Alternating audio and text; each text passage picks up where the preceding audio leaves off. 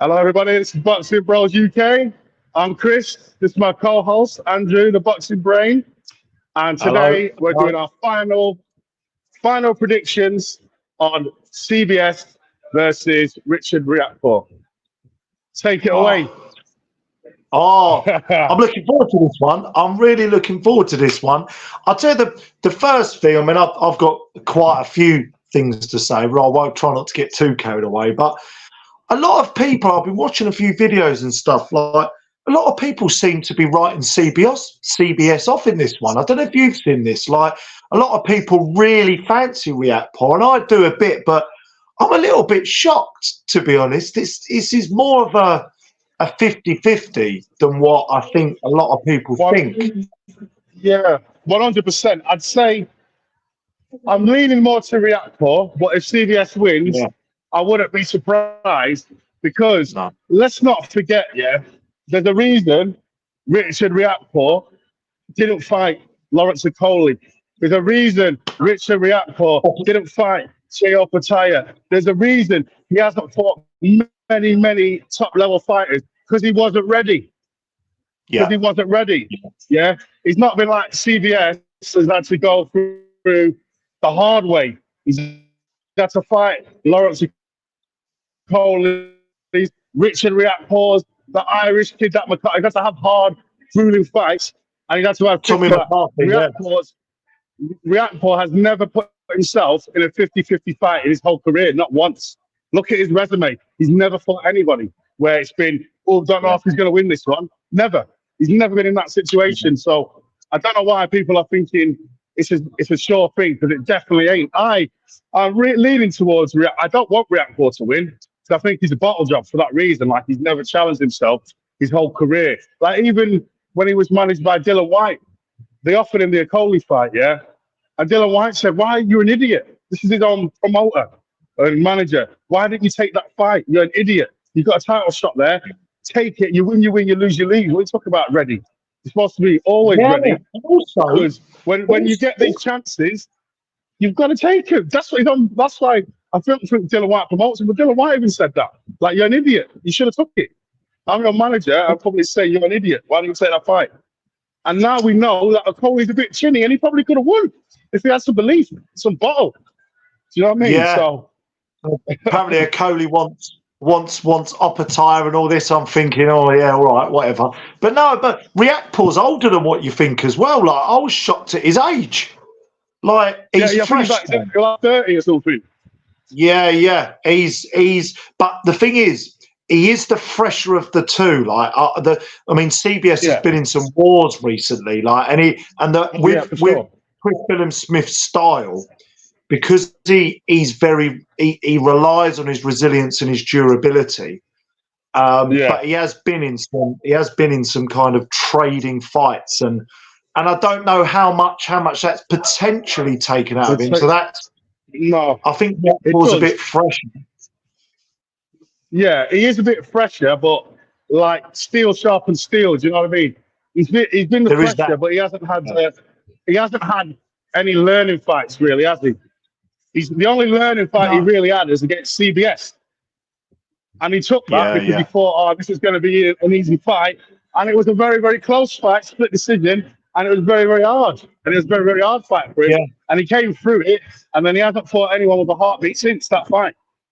So, you know, like, I just think I'm leaning more towards him, but now I think I'm going to flip flop and go with my heart, and I think that CBS, he hasn't improved a great deal, but I just think that he's improved a lot, and he's gained enough championship experience that I think that he's going to be able to beat Riakporhe. And I think Riakporhe is going to come in this fight overconfident for his first win, and he's just going to think, I can easily beat him, because I do believe that he only takes fights that he thinks he can definitely win.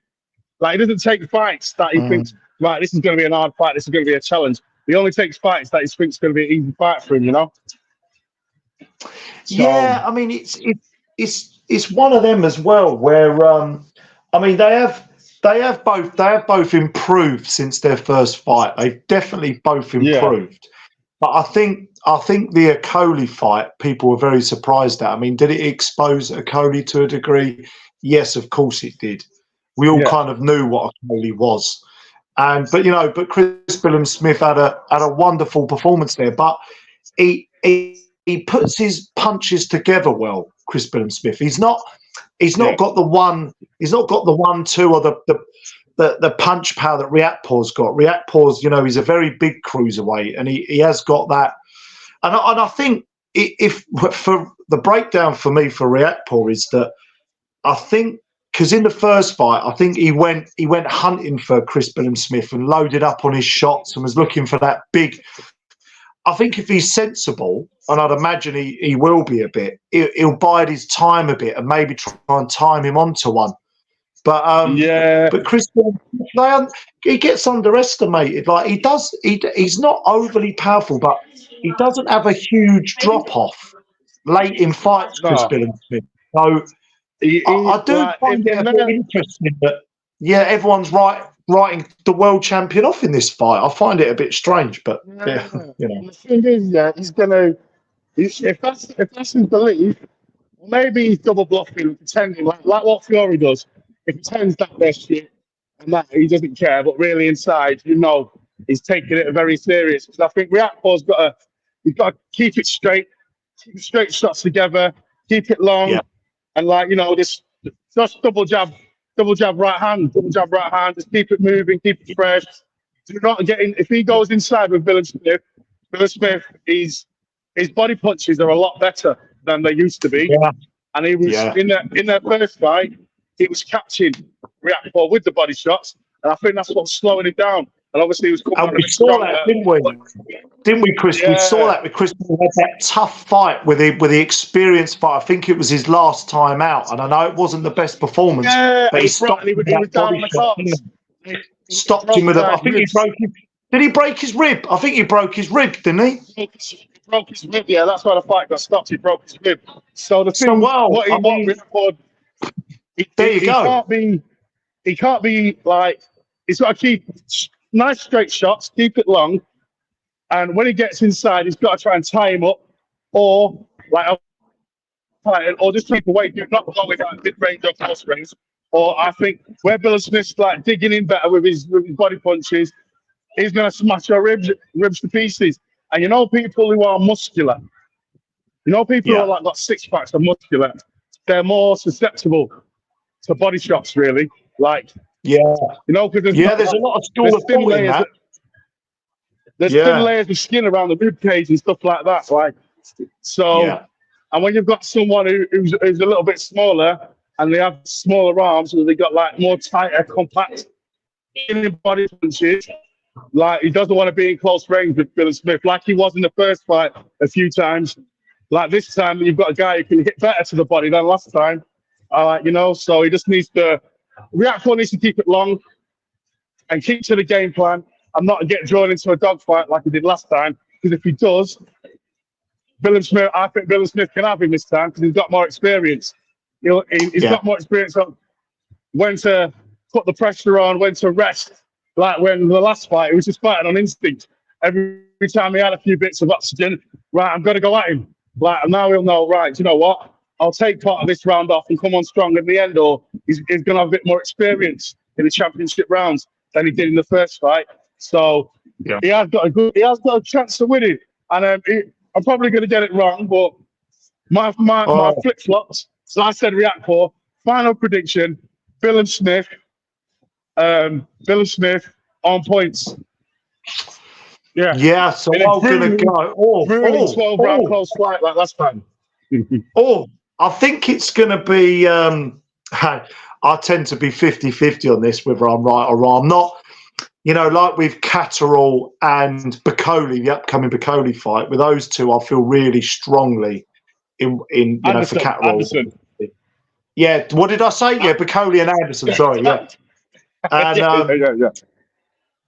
but I very rarely feel strongly in one. I think this is going to be a different fight. I think Riakporhe will be a bit cuter, as long as he don't. Because what Billam-Smith will want, and I'm sure you'll probably.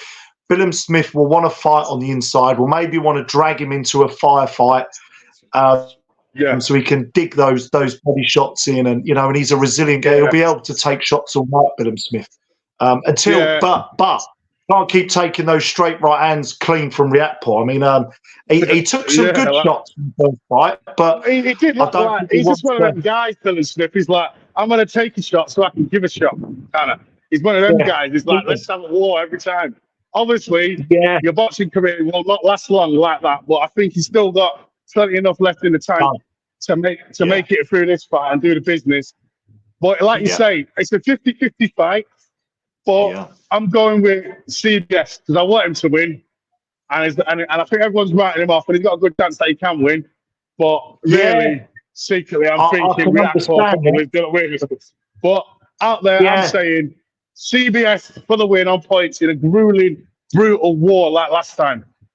Yeah, I'm going to stick because you're almost kind of convinced, you're almost influencing me to go. You might as well. Yeah, no, because it's a fair argument you're making, and I don't know, but sometimes my heart tends to lead my head, and my heart says CBS, but that's because I just like him, the gentleman. I don't like the Midnight Train as a name so much. I don't know what that's all about. I think Chris Billam said more like the delay. Chris Billam-Smith said more like the delayed train, not the fucking midnight train. He said, where you been the last 5 years? I thought that was quite funny. The delayed train. Where have you been? Where's he been? Where you been? You've been bottling it and pulling out purse strings, mate, for the last 5 years. That's what that's where he's been. Yeah, midnight train, because that's when the bloody trains turn up in England. And then there's another quick mention. Before we obviously final predictions, you're going Riakporhe. How are you going to do it? For a last couple of round stoppage. I'm going to go for stoppage in the championship round. All right, then I'm going Billam-Smith points win. Another fight I want to mention, just because I think it's comical. So there's this Nigerian guy from Manchester, burst in the press conference, Ben Whittaker's press conference. Started trolling him, had a T-shirt on calling him Ben the Bell End or something. And he's a professional boxer, but he's never fought on TV. The undercard, he's never even really, and he's on the undercard fighting Ben Whittaker. On the undercard. I just want to say, I should have started doing this years ago. Just bouncing into press conferences and calling people bell ends and you get fights. But the thing is, if this guy beats him, this is a true Rocky story. And if you've got talent, believe in yourself. But if he loses, then this is another message to send out to people. Don't give people a fight just because they burst into a press conference. Make them work for it. The thing is, rankings, fight for area titles. If Ben Whittaker wins, everybody goes, well, you should have done. And if he loses, his career's like fucking in jeopardy, isn't it? So he can't even lose.